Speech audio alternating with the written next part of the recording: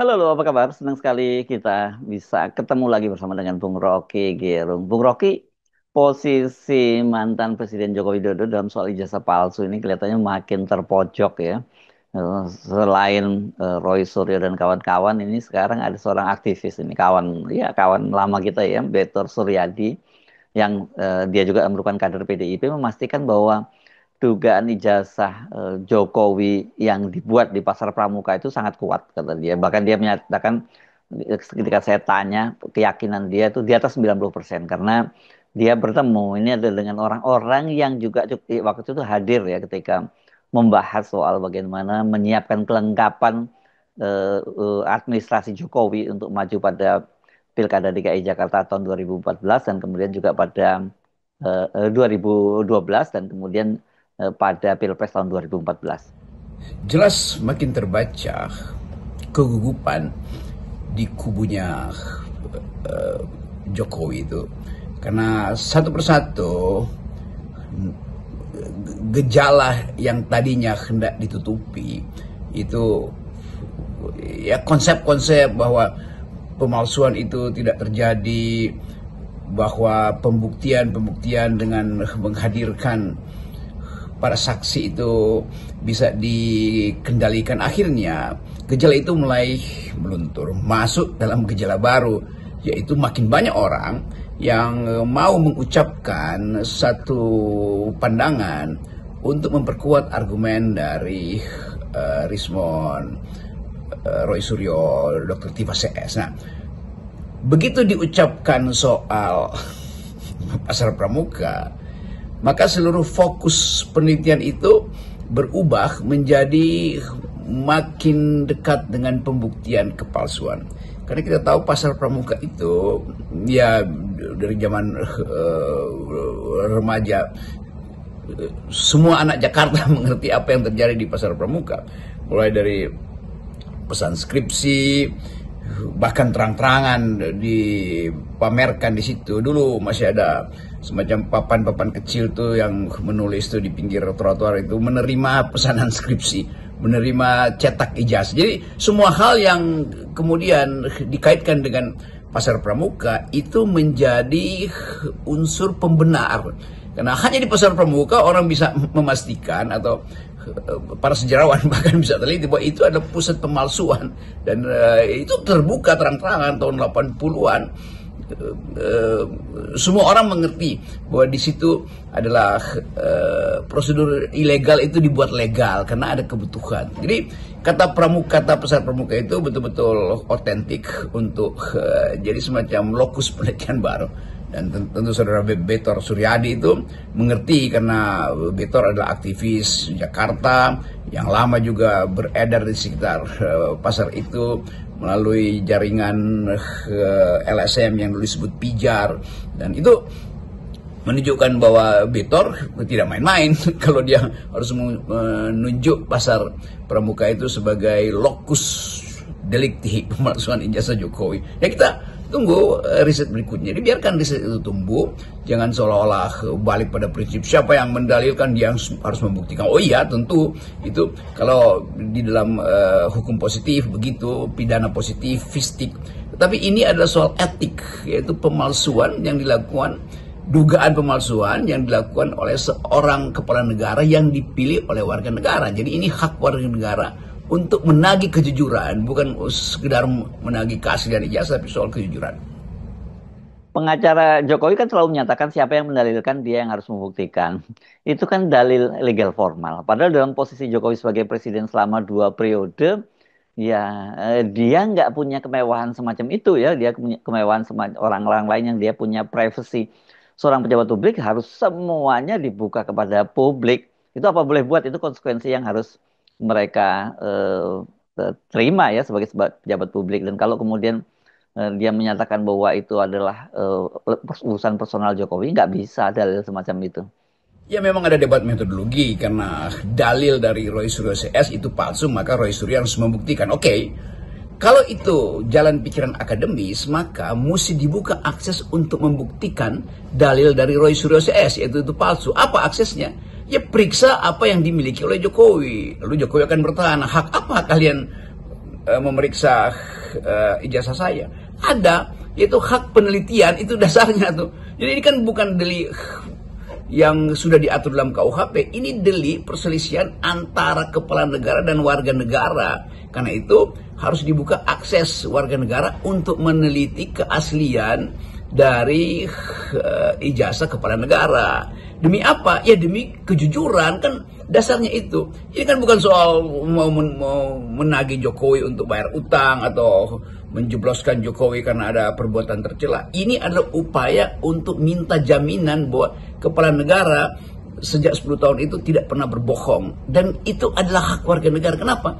Karena warga negara di atas kepala negara. Dasarnya itu aja, sederhana. Bahwa kemudian jadi isu segala macam, yaitu karena memang mulai terlihat upaya untuk menghilangkan jejak pemalsuan itu. Jadi pada akhirnya orang mulai melihat bahwa ini ada penghilangan jejak tuh, karena bertahun-tahun kenapa tidak kepala negara dengan legah mengatakan sebagai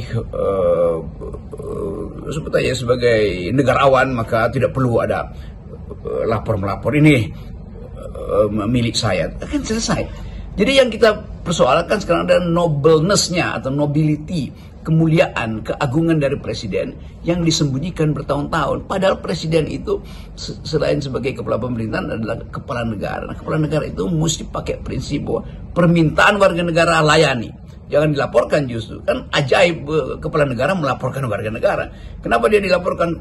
Karena menuduh saya palsu. Bukan menuduh, bertanya, Anda punya nggak ijazahnya tuh? Ya udah, tunjukkan, ini yang punya saya.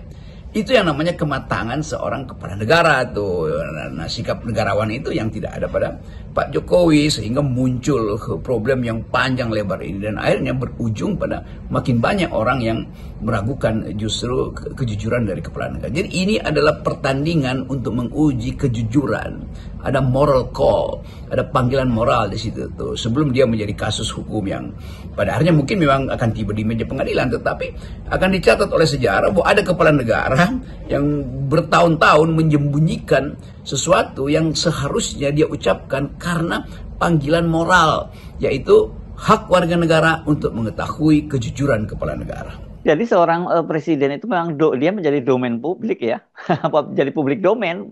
Ya itulah nasib yang harus sejak awal mereka sadari. Dan persoalannya pada Jokowi ini kan ini ya, catatan publik bahwa dia sering bohong itu yang jadi situasi yang sekarang dihadapi itu kan sebenarnya sudah diingatkan ya oleh para sesepuh kita, nenek moyang kita, atau orang bilang nenek mama gitu, yang mengingatkan bahwa dengan kalimat bijak, sekali lancung ke ujian seumur hidup orang tidak akan percaya. Itu yang terjadi pada Jokowi. Mungkin ada juga kalimat dia yang benar, tapi karena terlalu banyak yang nggak benernya orang jadi nggak percaya.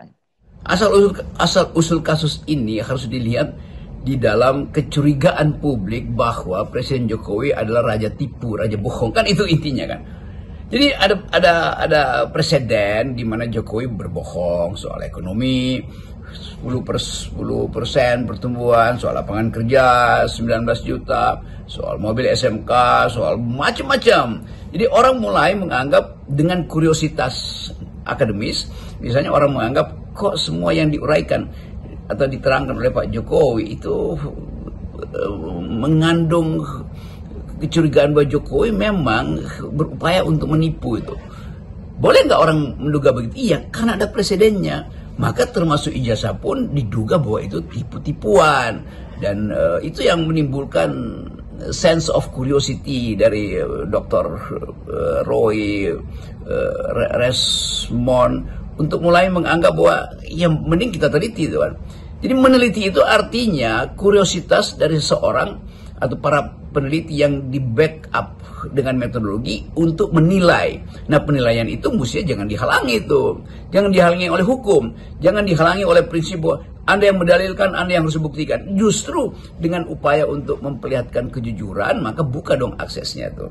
Termasuk meneliti ijazah Jokowi itu. Apa dasarnya? Mereka meneliti tadi keraguan-raguan akademis itu. Nah, Jokowi menyembunyikan itu artinya dia tidak fair. Kan kalau orang mau meneliti, buka akses penelitian, termasuk objek yang diduga dipalsukan oleh Pak Jokowi melalui apa? Ya melalui menunjukkan ijazahnya.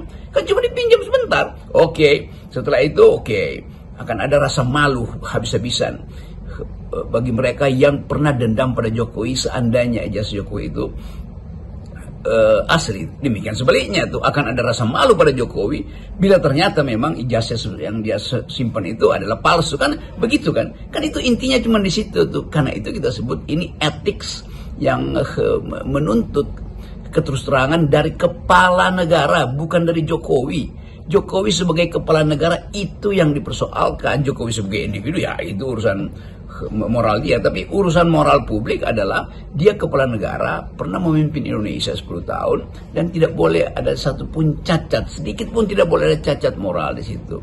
Apalagi kalau cacat moral itu mulai disebutkan sebagai basis kepribadian Jokowi. Cacat moralnya namanya tukang bohong, kan itu dasarnya. Jadi sekali lagi kita mau clear membersihkan nama Jokowi, termasuk membersihkan nama dinastinya, keluarganya maksud saya, supaya di masa depan itu tidak ada stigma bahwa oh ternyata Jokowi sampai akhir hayat masih bertahan dengan ijazah yang dianggap oleh publik palsu karena tidak pernah diperlihatkan asli.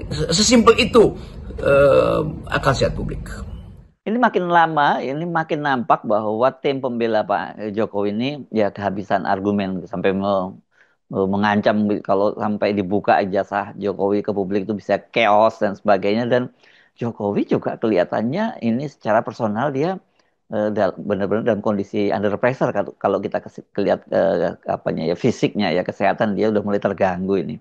Dan bukan tidak mungkin ini kalau penyakit semacam itu ya akibat tekanan secara psikis. Dan kalau dari tekanan dari psikis itu lebih susah ya untuk menyembuhkannya. Ya alasan dari pihak Jokowi, sudahlah jangan macam-macam membongkar masalah pribadi. Ini bukan masalah pribadi, ini masalah negara karena beliau adalah presiden 10 tahun. Apakah dengan membongkar skandal ini, sebut aja dulu ini sebagai potensi jadi skandal, akan membatalkan atau bikin chaos, lalu Presiden Prabowo akan terganggu dengan masalah-masalah urgensi yang sedang dia pikirkan, yaitu kemakmuran rakyat? Tidak akan terganggu, justru terganggu Presiden kalau kasus ini tidak diselesaikan. Karena itu penyelesaiannya mesti tuntas. Dengan kata lain, akses untuk meneliti harus dibuka. Barreskrim mungkin akan mengembalikan, membuka lagi persoalan ini secara akademis, sehingga mereka yang punya kapasitas untuk menerangkan secara metodologi, mereka yang punya kapasitas untuk bersaksi sebagai petunjuk yang sementara ini belum tercukupi, saudara Bitor Suryadi misalnya, saudara macam-macam, mereka yang saudara Andi yang sangat dekat dengan Adi Wijayanto, yang sangat dekat dengan Presiden Jokowi. Jadi semua hal ini mau kita terangkan pada publik di dalam upaya riset yang basisnya adalah moral call. Itu dasarnya, bukan soal dendam atau kebencian karena kalah pemilu. Itu urusan apa tuh, kalah pemilu ya kalah pemilu. Tetapi kebenaran harus diungkapkan melalui riset. Nah, riset semacam ini yang akan jadi model nanti untuk ya diperlihatkan pada publik bahwa kejujuran seseorang itu bisa ditagih di luar sistem pidana, tapi hanya sekedar melalui riset akademis. Kan di situ kasus ini bisa tidak sampai ke pengadilan kalau misalnya ada pembuktian terbalik yang harus dilayani oleh Pak Jokowi. Apa itu? Pak Jokowi mengklaim ijazahnya asli, maka yang harus membuktikan ya Pak Jokowi kan Pak Jokowi juga bilang bahwa dia asli. Pihak Rizwan bilang ijazahnya palsu, Rizwan berupaya membuktikan bahwa itu palsu. Jokowi karena dia bilang dia punya yang asli, maka dia harus juga membuktikan bahwa itu asli. Pembuktiannya di mana? Ya pembuktiannya di laboratorium forensik Barreskrim, tetapi bukan satu-satunya itu alat pembuktian. Karena dalam ilmu pengetahuan harus ada juga counter argumen tuh. Jadi diperiksa di laboratorium dari mereka yang menyatakan itu palsu, kan fairnya begitu kan. Jadi sebetulnya ini cuma soal masuk dalam laboratorium, saksi-saksi ada, kapasitas mereka itu diakui oleh universitas, bukan diakui oleh para lawyer Jokowi lain lagi itu. Jadi karena ini soal pembuktian, maka pertama-tama kuriositas dari mereka yang hendak membuktikan itu dilayani dulu. Rizwan, Roy Suryo punya kuriositas untuk pembuktian secara akademis. Pak Jokowi mendalilkan itu asli, dia sudah minta dibuktikan, dan pembuktian itu bukan satu-satunya kesimpulan, karena mesti ada kesimpulan dari pihak countervailing argumen, yaitu Rismond CS. Jadi sekali lagi kita masuk dulu di situ sebelum dia tiba di pengadilan, maka biarkan ijazah itu dihadirkan untuk diriset bersama-sama, baik mereka yang meragukan atau mereka yang mengafirmasi keaslian itu. Gitu cara berpikir akademis. Salam akal sehat. Salam akal sehat.